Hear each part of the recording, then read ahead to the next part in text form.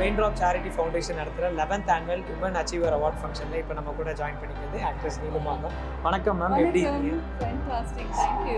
நீங்கள் நம்மளோட அவார்ட் ஃபங்க்ஷன்ஸாக இருக்கட்டும், நம்மளோட ஃபவுண்டேஷனாக இருக்கட்டும், நிறைய நல்ல விஷயங்களில் நீங்கள் அசோசியேட் ஆகிருக்கீங்க. எவ்வளோ பெருமையாக இருக்கு மேம் அது உங்களுக்கு? ரொம்ப பெருமையாக இருக்கும்ல, ரொம்ப ஹாப்பியாக இருக்கும்ல. அவங்களுமே வந்து என்ன ஒரு செலிப்ரிட்டியாக என்றைக்குமே ட்ரீட் பண்ணது கிடையாது. இந்த 11 ஆண்டுகளில் எனக்கு தெரிஞ்சு பெரும்பாலும் அட்டெண்டன்ஸ் கொடுத்ததுல நானும் ஒருத்தியாக இருப்பேன்னு நினைக்கிறேன்.